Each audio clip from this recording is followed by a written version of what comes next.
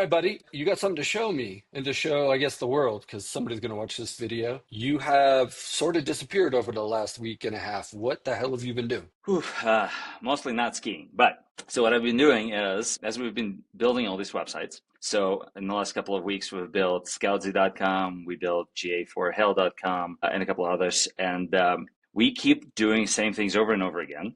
And so I got kind of tired of doing things over and over again, and I wanted to save time, and I wanted to figure out how to make AI do things for us as efficiently as possible. So I want to be able to go to Cursor and say, hey, I have a new website.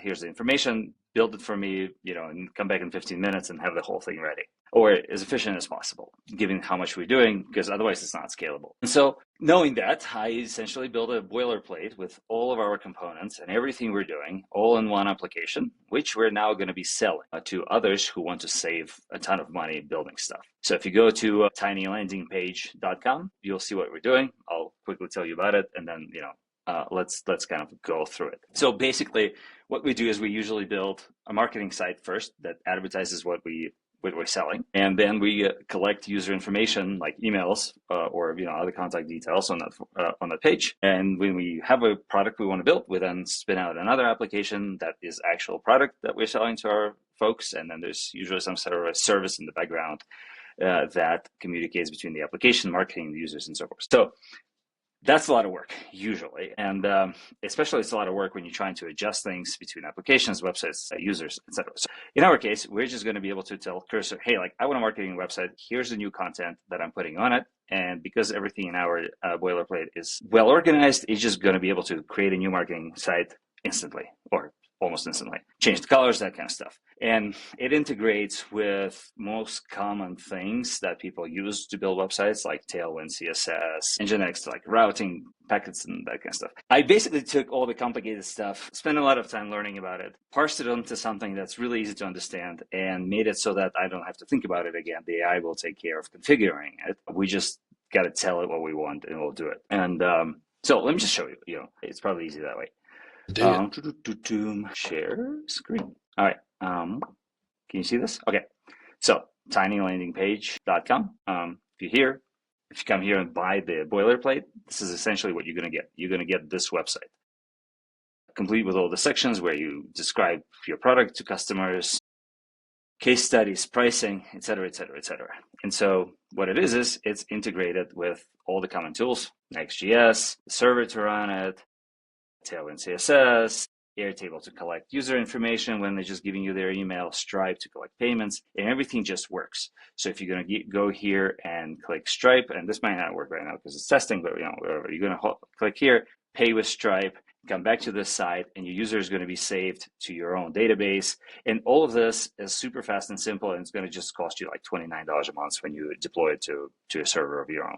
So unlike before, you don't have to pull all these components together.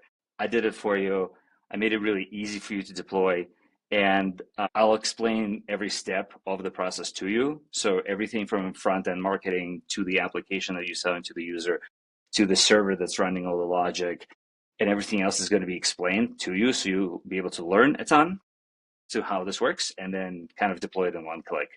So what do you want to know? Okay. Well, so let me just make sure that I get it and that I put a little sort of marketing spin on it. You have essentially built a business in a box, both a marketing component, a landing page, and all the technology and the components set up in such a way that they can instantly, like in 10 minutes, have what is essentially the framework and the structure and the components and all of the external platforms they're going to need to create an app or a business or whatever. Love it. Love it, love it, love it, love it. So for the people that we have been giving MVP knowledge to with the Scoutsy engine, or the people mostly that we've been consulting with to get their MVPs and their apps built quickly, this will speed that up even faster than the couple of weeks that we've been spending with these folks already. Yeah, essentially. That's crazy.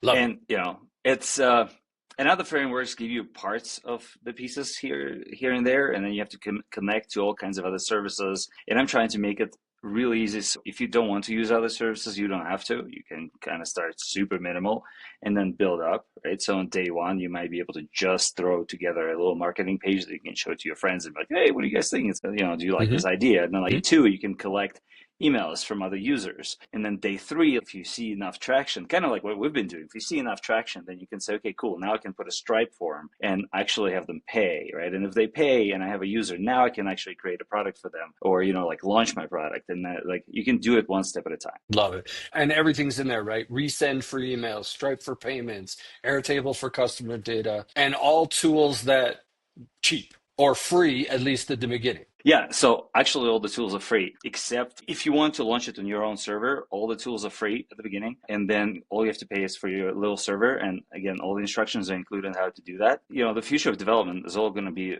based around AI tools. So I've structured it in such a way that where AI tools can actually understand it as well. So if something doesn't work or you want to improve something, the idea is that we're not there. You can just say, hey, cursor, like, here's the boilerplate I'm using, consume all the knowledge out of their documents and then improve it for me. Love it. Yeah. And Beautiful. obviously, as we're making changes to this, I'm also going to be updating this, so it's going to be more feature reach and so forth. So if you want to buy like an upgraded package, then you'll get the next updates for free. So you can kind of like work with us and launch your own sites, but you'll get all the benefits of me struggling with this daily. Very generous of us. Very. Yeah. Yeah. All right. I love it, man. I have been creating landing pages so much faster than I could have without those tools. But it's still, still half a day's worth of work, sometimes a couple of days worth of work, depending if I've tried to, put some extra stuff in there. This is an instant version of that over and over and over again that I can just write words for. Yeah, and the key is that as we work with this more and more, as long as you prompt it in a similar way and you structure it correctly, then Cursor or Windsurf or whoever else, whichever model is messing with it, it's not going to be able, or it's not going to break it anymore. It's just going to make your changes for you because it will understand the context really well. Okay. Yep. I mean, I'm going to give that a try probably tomorrow, but I believe There you go. because we can't break it more than I have on some occasions. That's for damn sure. It's genius. All right. Okay. Tiny landing page. tinylandingpage.com. I can't wait for some other people to try it out. And, like with everything we're doing and everything we're talking about, move fast, get in front of people. This is the only way. This is the only way to find some success in 2025. And I would imagine going forward. Love it, buddy. Nice work. Yeah.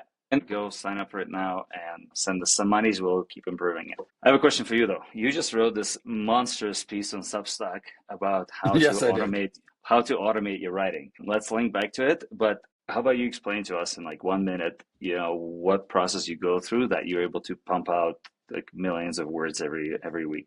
Okay, well, it's two things. One is that it is a monster Saturday newsletter that I sent out on Substack. It's like 6,200 words or something like that. The point of the post is that you need to, again, everything we're talking about is speed and execution. So the point of the post was that you need to create, and you need to use the LLMs, ChatGPT, to create deep and broad content calendars so you don't have to think about this all the time, right? And so what I did a few weeks ago is I spent a good portion of a weekend writing some new custom prompts. I had those custom prompts set up to generate for us a 30-day at a time content window or content library, content plan. So it's not writing anything yet. It's just saying, okay, I want to do 5 to 7 posts a day. Here is every day of the week for the next 30 days and 5 to 7 ideas that fit into our space is through another series of prompts and GPTs that I've been working on like crazy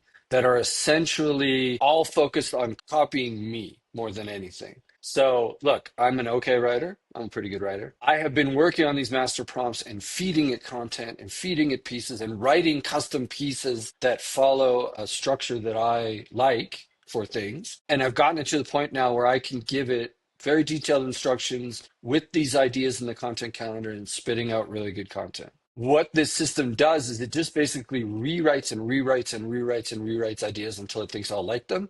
Then it says, check it out.